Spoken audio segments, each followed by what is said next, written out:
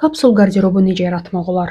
Kapsul qarderob yaratmaq bir-biri ilə asan kombinlənən və gündəlik bütün ehtiyaclarınızı qarşılayan geyimlər toplusu qurmaq deməkdir. İş, həftə sonu, görüşlər, səyahətlər. İlk olaraq qarderobunuzu analiz edin. Geyimləri 3 qrupa bölün. Tez-tez geyinirəm, xoşuma gəlir, amma geyinmirəm və bunu niyə almışam? Birincini saxlayın, ikincini yenidən dəyərləndirin, üçüncünü isə mütləq çıxarın.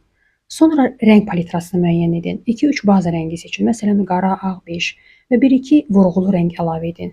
Zeytun yaşılı, mavi, qırmızı. Bu geyimlərin bir-biri ilə uyğunlaşmasını asanlaşdıracaq və ümumi görünüşü harmonik edəcək.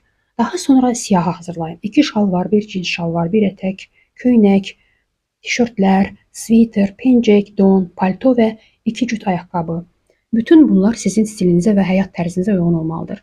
Əgər qarderobunuz yalnız ofis üçündür, amma siz evdən işləyirsinizsə, deməli balans pozulub. Aksesuarları da əlavə edin. Çanta, kəmər, zinət əşyaları. Bunlar obrazı tamamlayır. Və ən vacibi, sayın arxasınca qaçmayın.